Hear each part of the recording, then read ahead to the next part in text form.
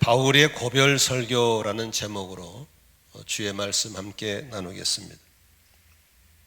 우리는 지금 매우 불확실한 미래를 향해 살아가고 있습니다. 어떤 목사님이 칼럼을 썼는데 칼럼 속에 지금 상황에서 행복하게 사는 비결에 대해서 써 있는데 그 내용 중에 이런 내용이 있습니다. 계획을 세우되 장기 계획은 세우지 말아라. 왜냐하면 어떻게 시대가 바뀌어버릴지 너무나 빨리 바뀌고 있고 불확실한 미래를 살아가고 있기 때문에 이런 시대에 행복을 누리는 비결은 장기 계획은 안 된다. 누구도 미래를 예측할 수 없는 그런 시대에 살고 있습니다. 제가 밴드에 올렸던 그 최재천 박사는 세계적으로 안아주는 유명한 생물학자시죠. 그분이 생태학자가 하시는 말씀이 과거에는 이런 전 세계를 놀라게 하는 이 바이러스가 20년이나 30년 터울로 나타났답니다. 최근에는 2, 3년 주기로 나타난다는 겁니다. 사스니, 메디스니, 코로나니 이런 것들이. 그런데 전문가가 봤을 때 이번에는 훨씬 더 자주 나타난다는 겁니다. 이제 그러니까 이제 마스크를 벗고 쉬는 과거의 삶으로 돌아가는 것은 거의 불가능하다라고 보는 것이 맞다는 겁니다.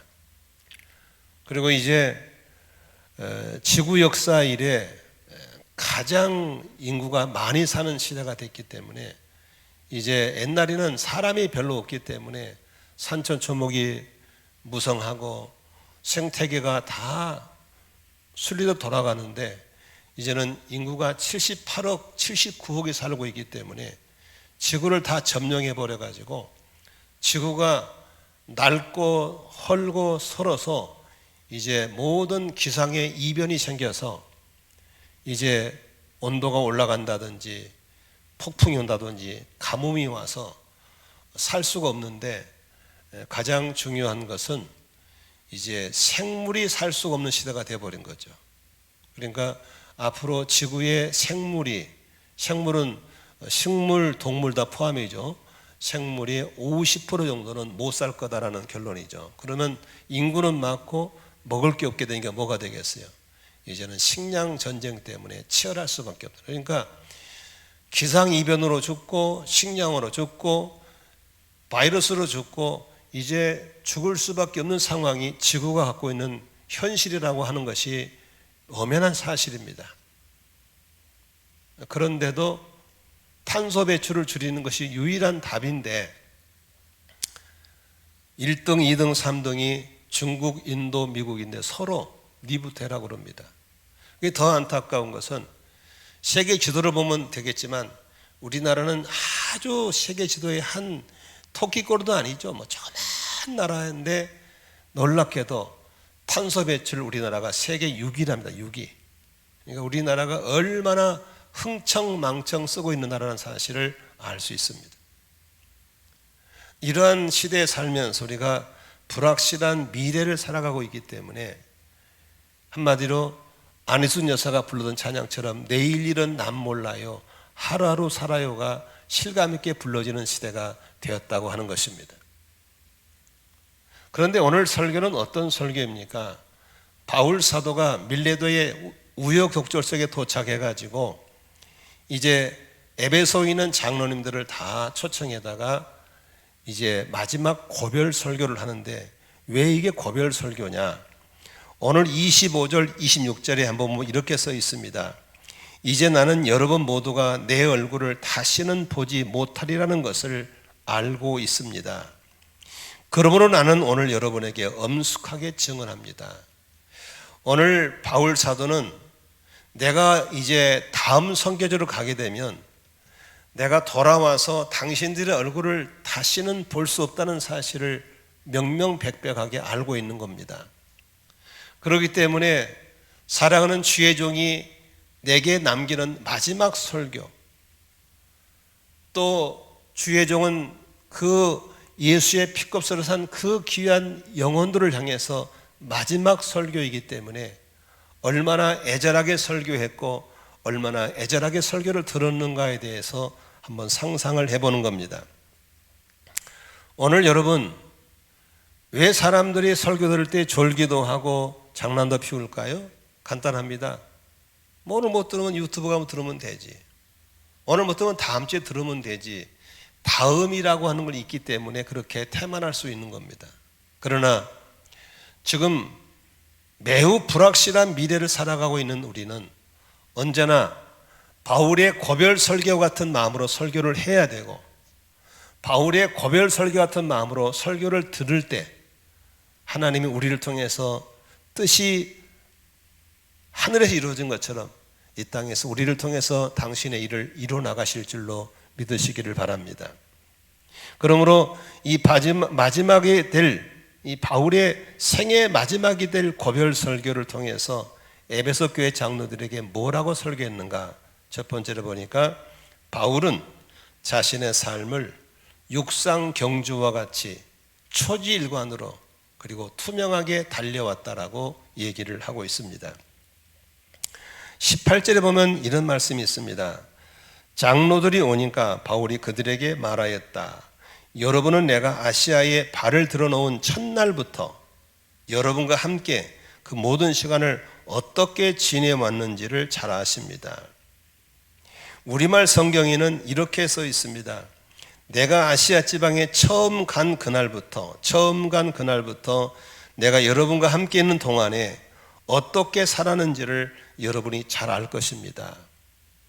다시 말하면 나의 삶을 숨겨놓고 못 보게 하는 게 아니라 내가 어떻게 살았는가를 여러분들이 너무나도 잘 알지 않습니까? 투명하게 살았음을 얘기할 수 있습니다. 그러면서도 바울 사도는 투명하게 사는 것이 뿐만이 아니고 초지일관 하나님의 부르심을 따라서 달려왔음을 얘기하고 있습니다. 그런데 오늘 본문에서 바울 사도는 내가 여러분 동안에 함께 있는 동안에 네 가지를 투명하게 공개하고 있습니다. 첫 번째는 19절에 이렇게 말하고 있습니다. 나는 겸손과 많은 눈물로 주님을 섬겼습니다 라고 했습니다. 섬겼습니다. 주님을 섬겼습니다. 많은 분들이 섬김에 대해서 잘못 알고 있는 사람이 참 많습니다. 이번에 최영기 목사님이 이런 글을 남기셨는데, 가정교회를 때가 됐는데도, 오래됐는데도 잘 못하는 목사님이 있더라는 겁니다. 우리도 마찬가지입니다. 목자, 목녀를 보면은 참 애쓰고 노력하고 수고하는데 목장이 안 되는 목장이 있어요. 그리고 앞으로도 안 될 것 같은 목장이 있어요. 근데 제 목사님이 정확하게 핵심을 찍었더라고. 좀 듣기는 거부가시겠지만 들으셔야 됩니다 하면서 한 말이 뭐냐면, 배운 대로 안 하고 아는 대로 한다는 겁니다. 배운 대로 안 하고 아는 대로 하는 사람은 아무리 오래돼도 그 가정 목장은 안 되는 겁니다. 여러분 신앙생활도 마찬가지입니다. 배운 대로 하면은 변화가 나타나고 열매가 있는데, 배운 대로 안 하고 아는 대로 합니다. 자신이 갖고 있는 고정관념을 절대 못 버립니다. 그러니까 아무리 배워도 그건 그거고 내 방식은 이거야 하거든요.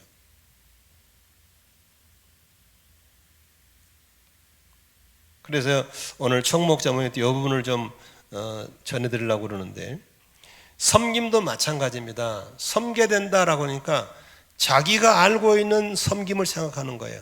그냥 서빙 정도가 섬김이라고 생각하는데, 예수가 말씀하시는 서빙은 그게 아닙니다. 그냥 도와주는 것이 섬기는 게 아니죠.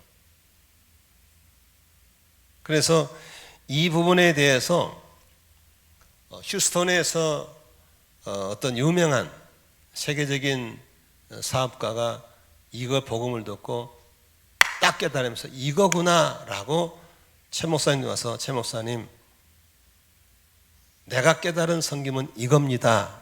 뭔데요? 바로 상대방을 성공시켜 주는 겁니다. 그것이 바로 전 세계를 돌 만큼 정확한 핵심의 섬김이었습니다. 섬기는 것은 내가 상대방을 성공시켜 주는 겁니다. 그게 섬김입니다. 바울 사도는 예수님을 성공시켜 드리는 겁니다. 예수님, 나를 밟고 예수님 성공하십시오. 예수님, 나를 이용해 성공하십시오. 목자, 목녀는 우리 목원들을 성공시켜 주는 겁니다. 훌륭한 제자를 만들도록, 영혼을 구하는 제자가 될 수 있도록 이게 섬겨주는 겁니다. 그냥 도와주는 게 아닙니다. 근데 여전히 이 섬김을 아는 대로 하고 있는 겁니다. 배운 대로 하셔야 됩니다. 바울 사도는 어떻게든지 나를 통해서 예수님만 성공하면 되는 겁니다.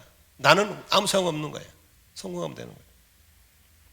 그를 위해서 19절에 보니까 나는 겸손해야 됐고 많은 눈물을 흘려야 됐고, 그리고 두 번째로 뭐가 있었어요?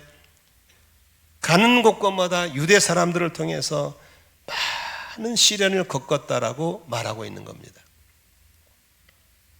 우리가 그렇게 성공시켜드리기 위해서 온갖 시련이 오는데 누가 시련을 줬어요? 지구 반대편에 있는 분이 시련을 주는 게 아닙니다. 누가 시련을 주냐면 가장 가까이 있는 동족인 유대 사람을 통해서 오는 겁니다. 앞으로 여러분들이 가는 길에 꽃길만 있는 것이 아닙니다. 온갖 시련과 가시밭길이 올 수 있을 겁니다. 근데 그 가시밭을 제공한 사람은 누구냐면은 지구 반대편의 사람이 하는 게 아니에요.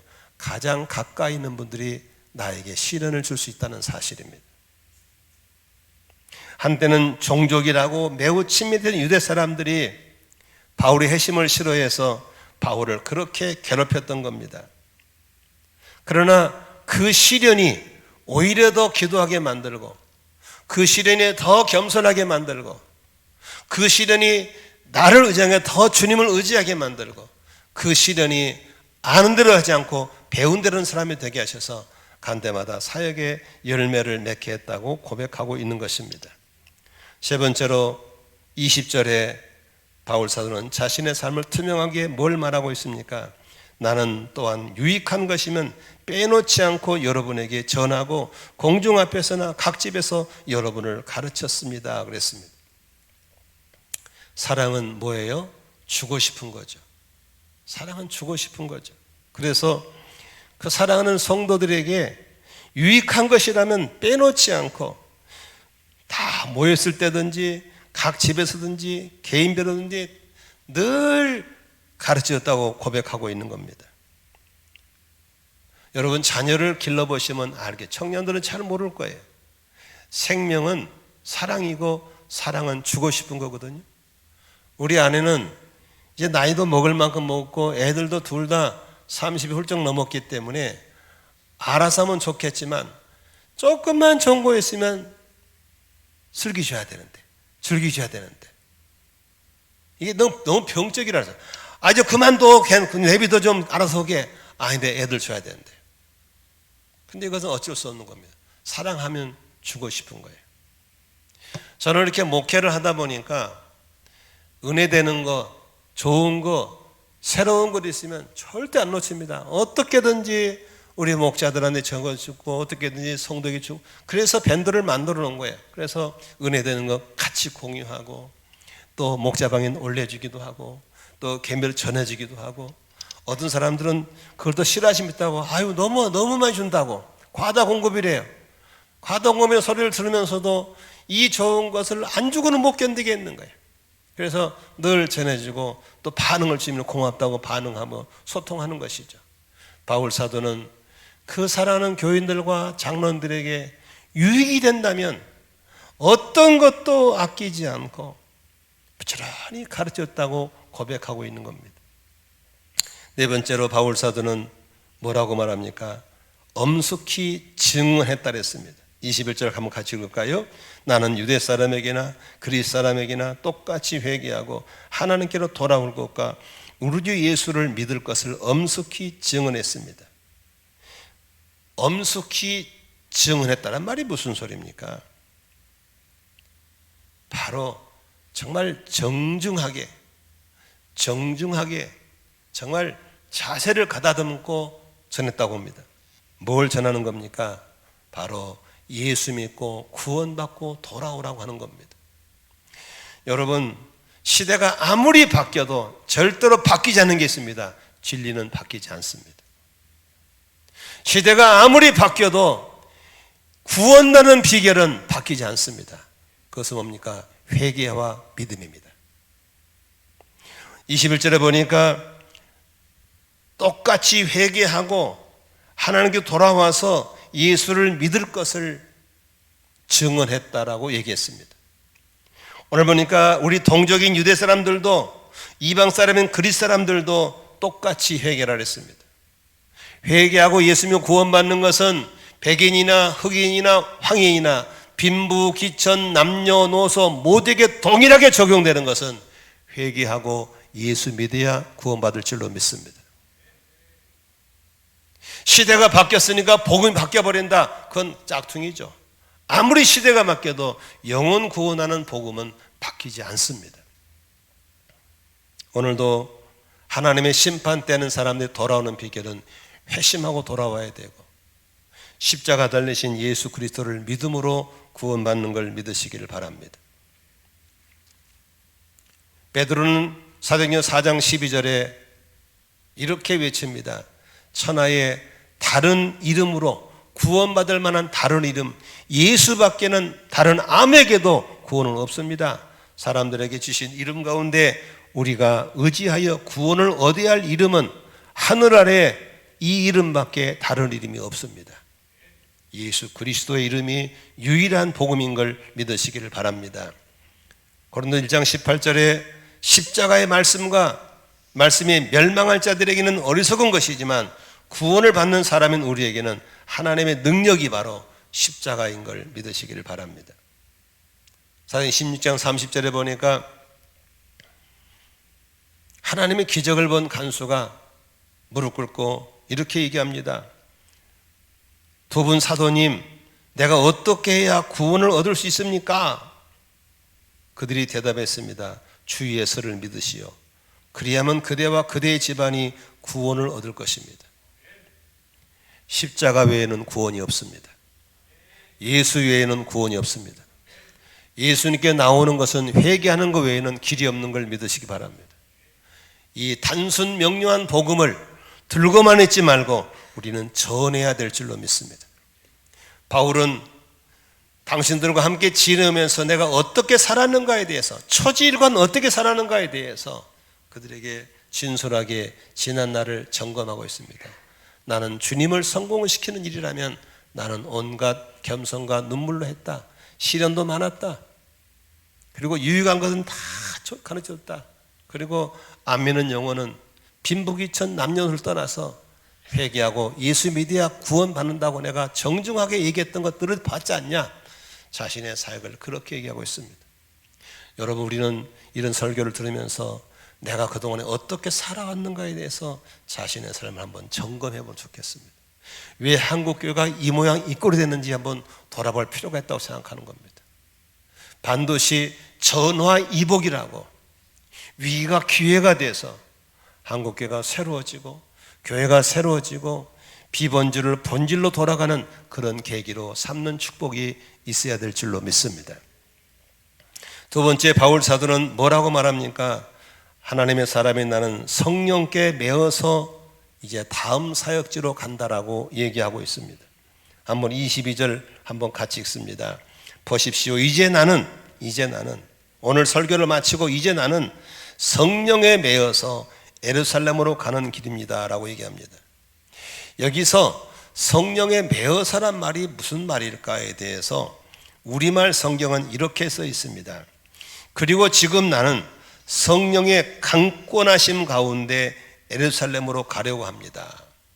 성령에 매인다는 말은, 성령에 붙잡힌다는 소리는 성령님의 강권하심을 말하는 것입니다.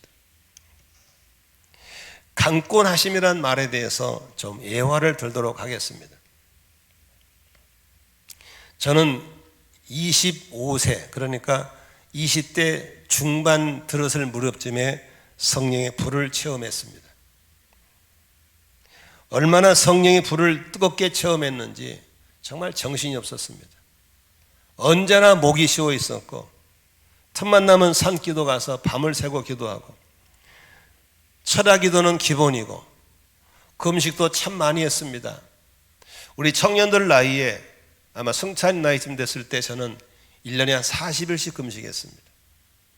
열흘, 일주일, 3일은 기본이고요. 금식 참 많이 했습니다. 성령께 붙잡혀서 살아왔습니다.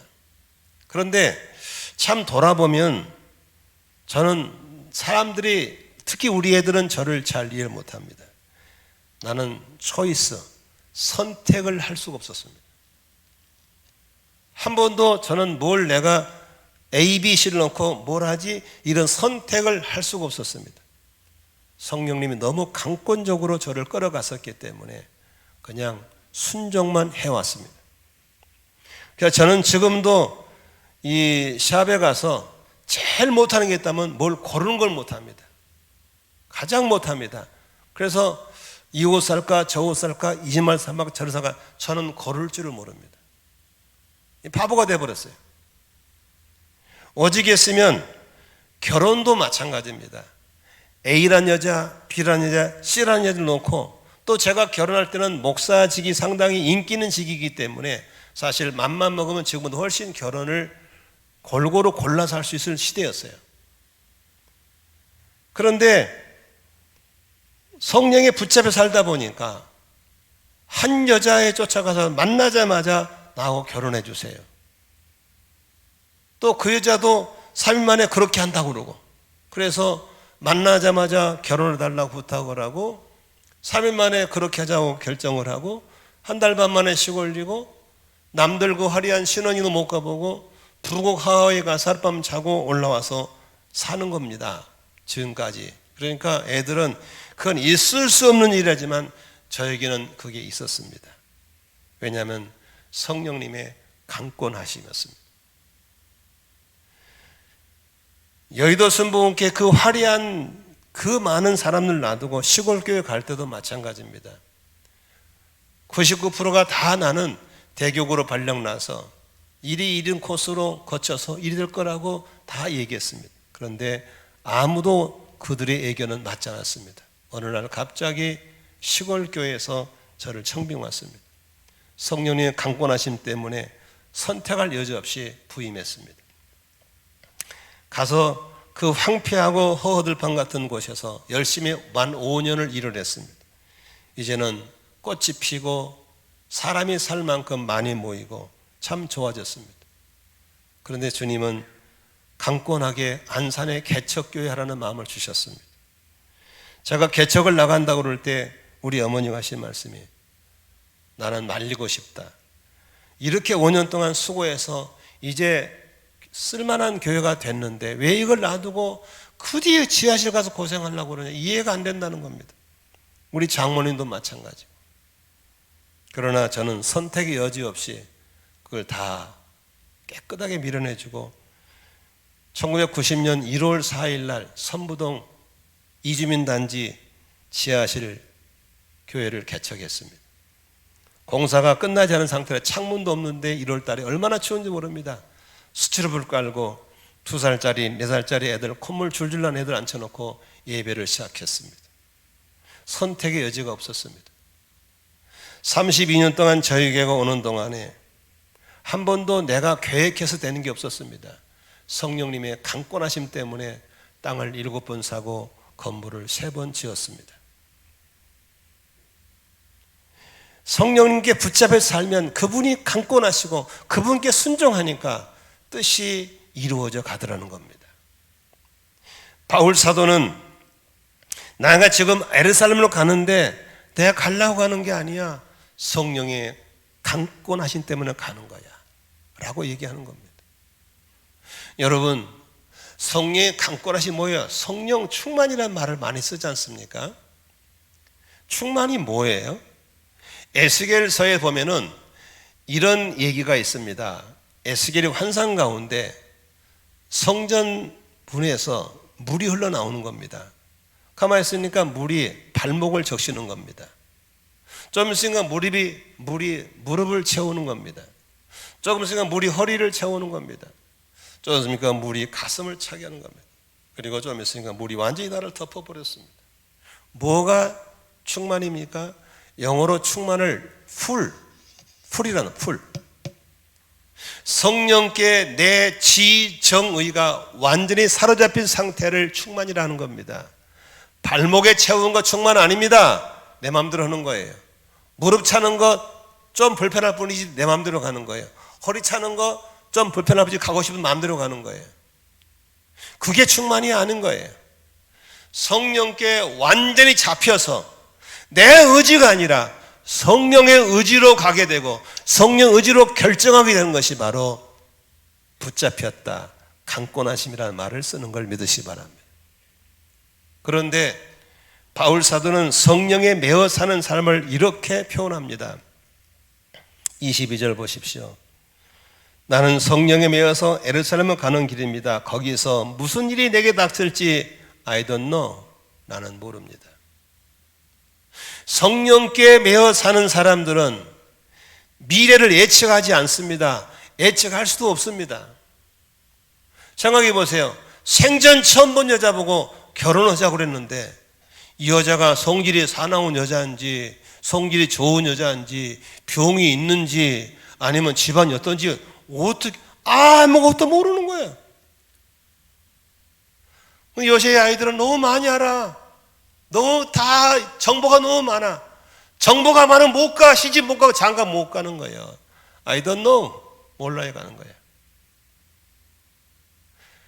거기서 가다가 무슨 일인지 모르는 거예요. 왜? 그런데 잘 보세요. 모르지만 가는 비결이 있어요.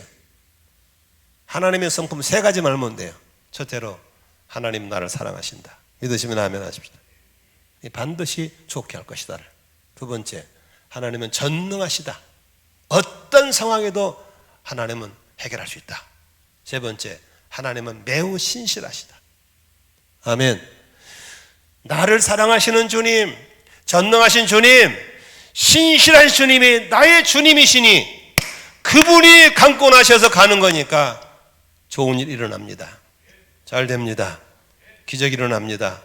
합력하여 선을 이룹니다. 이 배짱, 이 믿음이 있을 때 성령께 잡혀갈 줄로 믿으시기 바랍니다. 너무 많이 알아. 아이고 뭐 그냥 인터넷 치면 다 나와. 단어만 뭐 쫙 나와. 못 가, 못해, 아무것도 못해요. 여기 우리 증인들 장로님들 계시지만 우리가 땅 살 때 돈 갖고 샀나요? 아니야. 그냥 주님이 사라 그러니까 아멘 하고 그냥 가서 계약하고 와서 칸 그려놓고 90칸 그려놓고 90평이니까 여러분 주님이 하라 해서 했습니다. 기도 가운데 작정대로 맡을 칸 메꾸십시오. 가닥 쓰는 거예요. 아무개 몇 칸, 아무개 몇 칸. 모질에 은행 가서 지지점 만나가지고 우리 땅 살라고인데 모자란데 대출 좀 해주세요. 그리고 또 열심히 갚어. 이렇게 해서 땅을 7번 샀어요. 한 번도 계산해 본 적이 없어요. 짓는 것도 마찬가지죠. 돈 쌓아놓고 뭐 몇 평 짓고 뭐 평당 얼마 짓고 없어요. 성령님이 교회를 그렇게 끌어가시더라고요. 근데 요새는 왜 안 일어나냐? 너무 생각이 많아. 너무 계획이 많고 너무 정보가 많아. 성령이 불편하세요. 지금 승찬이 보고 그렇게 결혼하면 에이 목사님 요새는 그렇게 안 해요. 요새는 안 해. 누가 해라 그랬어? 못해요. 강권하심 속에서 I don't know가 따라야 되는 겁니다. 나는 모릅니다. 그러나 믿습니다. 전능하신 하나님, 사랑의 주님, 참 좋으신 하나님 믿습니다. 그래서 나는 이해가 안 되고 잘 모르지만 하나님 반드시 더 좋은 일을 준비할 걸 믿습니다. 순종할 때 역사가 일어나는 걸 믿으시기를 바랍니다. 그런데 23절에 보니까 성령님이 다 안 가르쳐줬는데 하나는 가르쳐줬어요. 뭘 가르쳤는가 읽어볼까요? 다만 내가 아는 것은 성령이 내게 일러주시는 것뿐인데 어느 도시에든지 투옥과 환난이 나를 기다리고 있다는 겁니다. 여러분 성령님이 가르쳐줘도 뭘 가르쳤어요? 네, 한 가지 알고 가라. 간데마다 너 감옥 갈 거다. 간데마다 환난이 있을 거다. 알려도 참 이상한 거 알려주셨잖아요. 성령님은 취향이 이상하신 분이죠. 그래도 나는 간다. 그래도 나는 간다. 만일에 성찬이 보고 너 이리로 가. 그러나 잘 몰라. 한 가지는 있어. 너 가면 감옥 갈 거야. 가면 매직살하게 맞을 거야. 그래도 갈래? 그러면 뭐라 그래? 주님 죄송합니다마는 없는 걸로 하시죠. 주님 못 들은 걸로 하시죠. 주님 잠시 자고 별거 좀 하시죠. 이렇게 할 확률이 많겠죠. 그러나 바울 사도는 뭐라고 합니까? 24절 보세요. 같이 읽습니다. 그러나 그런 투옥과 환란이 있다고 하지만 그러나 시작 내가 나의 달려갈 길을 다 달리고 주 예수께 받은 사명 곧 하나님의 은혜의 복음을 증언하는 일을 다 하기만 하면 나는 내 목숨이 조금도 아깝지 않습니다. 바울 사도는 달리기 선수처럼 분명한 목적이 있었어요. 그 사명이 있었어요. 비전이 있었어요. 그래서 나의 비전은 복음을 들고 영혼을 구원하는 일인데 이 사명을 다하기 전까지는 나는 어떤 환난, 투옥 두렵지 않습니다. 목숨과도 바꿀 수 있습니다. 라고 고백하는 겁니다. 제가 항상 쓰는 말이 있죠. 우리 청년들은 애우든지 써놓지 하세요. 한번 따라합시다. 가슴이 뜨거워야 비전이고, 좀 큰 소리로 가슴이 뜨거워야 비전이고, 죽을 수 있어야 사명이다. 바울은 자기의 목숨과 바꿀 수 있는 사명이 있었습니다. 그게 바로 예수님이 주신 지상명령 사명이었습니다. 영혼을 구원해라. 그리고 이방 사람들에게 교회를 세우라. 이게 바로 그의 사명이었습니다. 여러분 행복하고 싶으시죠? 이럴 때 아멘에 행복하죠? 행복하고 싶으시죠? 그래서 돈도 벌고 결혼도 하고 집도 사고 차도 사고 메이커 입잖아요. 그런데 안 행복하죠. 왠지 아세요? 행복이 어디 있는지를 몰라서 그러는 거예요. 지금 마귀가 우리에게 거짓말해 놓은 거예요. 행복은 아파트에 있지 않습니다. 행복은 메이커에 있지 않습니다. 행복은 좋은 차에 있지 않습니다. 행복은 은행 잔고에 있지 않습니다. 행복은 어디에 있어요? 사명에 있는 겁니다. 목숨과 바꿀 만한 사명에 행복이 딸려 있는 걸 믿으시기를 바랍니다. 우리가 사탄의 거짓말에 속아서 거짓 행복을 쫓는 동안에 우리나라는 탄소 배출 왕국이 되어버렸고 자살률 1위, 1년에 14,700명, 여러분 1년에 15,000명 정도가 자살해버립니다. 그것도 10대, 20대 죽어버려요. 36세에 한 명씩 죽는데요. 얼마나 무섭습니까? 먹을 게 없나요? 입을 게 없나요? 잠잘 곳이 없나요? 왜 죽습니까? 사명이 없는 거예요. 목숨과 바꿀 만한 사명이 없는 거예요. 공무원을 준비하는 청년들에게 정말 대단한 미안한 얘기지만 다는 아니란 사실을 기억합니다. 우리나라 청년들 10명 중에 9명이 뭔지 아세요? 공무원 준비합니다. 공무원직이 나쁘다는 건 아니에요. 그러나 그렇게 된 이유는 뭡니까? 안 자고 싶은 거예요. 야망이 없는 거예요. 꿈도 비전도 없고 그냥 앉아도 여러분 왜 사는 겁니까? 그냥 내게 준 세월 채우려고 사는 겁니까? 아니잖아요. 하나님의 부르심을 알고 그 사명을 목숨과 바꿀 만한 사명을 따라 사는 것이 삶의 목적이 되어야 될 줄로 믿습니다. 바울은 그게 있었습니다. 그래서 바울은 투옥에도 행복했고 환난도 행복했고 꽃길이 아니어도 그런 행복자로 살 수 있었던 겁니다. 나는 여러분에게 질문해 보고 싶습니다. 가슴이 뜨거운 비전이 있습니까? 목숨과 바꿀 만한 사명이 있습니까? 그렇다면 여러분은 행복자입니다. 그러나 가슴을 뜨겁게 끄는 비전이 없고 목숨과 바꿀 만한 사명이 없다면 여러분은 행복자가 될 수 없습니다. 왜? 행복은 소유에 있지 않습니다. 위치에 있지 않습니다. 하나님의 부르시는 목적 따라 살아갈 때 행복이 온다는 사실을 믿으시기를 바랍니다. 마지막 세 번째로 바울 사도는 설교 마무리에 책임에 대한 얘기를 하고 있습니다. 25절 볼까요? 나는 여러분 가운데로 들어가서 그 나라를 선포했습니다. 그런데 이제 나는 여러분 모두가 내 얼굴 다시는 보지 못하는 것을 알고 있습니다. 바울 사도는 복음을 전했습니다. 깊숙이 들어갔습니다. 동네 속에 들어가 골방에 들어가고 깊숙이 들어가서 복음을 전했습니다. 그것은 주님의 명령이기 때문에 너희는 온 세상에 나가서 만민에게 복음을 전파하라는 이 명령을 알고 있었기 때문에 그렇습니다. 26절입니다. 그럼 나는 오늘 여러분에게 엄숙하게 증언합니다. 그랬습니다. 엄숙하게 증언합니다. 엄숙하게 증언이라는 건 아까도 말했지만 분명하게 선포했다는 겁니다. 애매모호하게 복음을 전하게 분명하게 복음을 전했습니다. 우리는 복음에 대해서 애매모호할 때 크게 문제가 생깁니다. 잘 보세요. 아담과 하와에게 선악과 따먹으면 죽어 이렇게 말했지 죽을지도 몰라 이렇게 말하지 않았습니다. 그런데 뱀이 유혹할 때 하와가 뭐라 그래요? 이거 따먹으면 죽을까 하노라라고 애매모호하게 받아들입니다. 그때 시험이 들어와서 넘어져 버립니다. 예수 믿으면 구원받을지도 몰라요. 믿으면 구원이고 안 믿으면 지옥입니다. 어쩔 수 없습니다. 죽을까 하노라가 아니라 먹으면 죽어. 이게 바로 복음입니다. 오늘 26절 다시 한번 보겠습니다. 26절에 그러므로 나는 오늘 여러분에게 엄숙하게 증언합니다. 여러분과 누가 구원을 받지 못한 일이 있더라도 내게는 아무런 책임이 없습니다. 왜? 27절 그것은 내가 주저하지 않고 여러분들에게 하나님의 모든 경륜을 전해 주었기 때문입니다. 여기 보세요. 요새 올림픽에서 축구도 하고 농구도 하지 않습니까? 그러면 보세요. 공이 나한테 있는 동안에는 이게 내 책임이에요.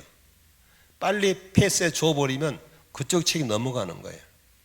복음을 들고 있으면서 안전해서 저 사람이 지옥 가면 책임이 나한테 있는 거예요. 내가 복음을 전했는데도 안 믿고 지옥 가면 책임 너한테 있는 거예요. 그러므로 우리는 복음을 들고 있는 자가 아니라 복음을 전해서 책임을 넘겨주기를 주의 이름으로 축원합니다. 바울이 그 말하는 겁니다. 여러분이 구원받지 못해 지옥 가면 내 책임 아니다. 나는 분명히 전했다. 안 믿은 건 네 책임이다. 오늘 너무나 많은 사람들이 입을 다물고 있어서 들어야 할 복음을 가족이 못 듣고 있고 입을 다물고 있어서 들어야 할 복음을 친구들이 못 듣고 있다면 그 책임은 누구한테 있습니까? 나한테 묻는다는 겁니다. 에레미야의 고백을 들으시죠? 내 속에 말씀을 전하고 싶은 방망이질을 한다. 내 속에 불같은 것이. 그러나 내가 복음을 전하지 않으면 저 사람이 멸망받은 것에 대한 책임을 나한테 묻겠지만 내가 전해서도 안 믿으면 그 책임이 넘어갔다는 겁니다. 오늘 바울이 그 얘기하는 겁니다. 내가 여러분을 다시 못 보지만 이것만큼 분명히 요구한다. 여러분 구원받지 않는 책임은 여러분에 있습니다. 왜? 나는 다 전했기 때문에. 오늘 여러분들은 어떻게 하고 있습니까? 왜 꿀먹은 벙어리처럼 입을 닫고 있습니까? 그 책임 여러분에 있다는 사실을 아셔야 됩니다. 듣든지 안 듣든지 때를 얻든지 못 얻든지 우리는 말씀을 전파하고 복음을 전해 주어야 될 줄로 믿습니다. 아멘입니까? 말씀의 결론 맺고 설교를 맺겠습니다. 바울의 고별 설교는 한마디로 불확실한 미래를 향해 가는 마지막 절기와 같은 것이었습니다. 우리는 지금 다음 주에 또 오련이라는 막연한 기대는 이제 점점 희박한 시대를 살아가고 있습니다. 오늘 바울의 이 절견 설교에서 무엇을 들었습니까? 육상 선수처럼 분명한 표대를 정해놓고 초지일관에 달리되 누가 다 볼 수 있도록 투명하게 살았음을 고백하고 있습니다. 여러분의 삶이 투명하게 드러나기를 바라고 분명한 표대를 향해서 초지일관 달려가는, 그래서 섬기면서 시련을 겪어가면서 유익한 걸 나눠줘 가면서 그리고 복음을 전하는 삶이 됐으면 좋겠습니다. 다음 챕터로 넘어갈 때도 바울은 내가 선택한 초이스가 아닙니다. 성령께 붙잡혀서 가는 겁니다. I don't know, 모르겠습니다. 왠지. 그러나 한 가지 믿는 것은 하나님은 전능하시고 나를 사랑하시고 좋으신 분이시고 신실하시기 때문에 반드시 하나님의 뜻이 있는 걸 믿고 순종하는 겁니다. 한 가지 아는 것은 온갖 꽃길이 아니라 시련과 환난이 있다 할지라도 나는 그 길을 가겠다는 겁니다. 왜? 목숨과 바꿀 만한 사명이 분명히 있기 때문이라는 사실입니다. 이 행복자, 이 은혜를 우리가 바울처럼 받아야 될 줄로 믿습니다. 간 데마다 복음을 전했기 때문에 듣고도 안 믿으면 너 책임, 입 다물면 내 책임. 오늘도 우리가 이 책임을 다하는 저와 여러분 되셔서 여러분의 가족들, 자녀들, 친구들, 이웃들이 여러분의 입을 통해서 복음을 듣게 되시기를 주의 이름으로 축원합니다. 축원합니다. 기도하겠습니다.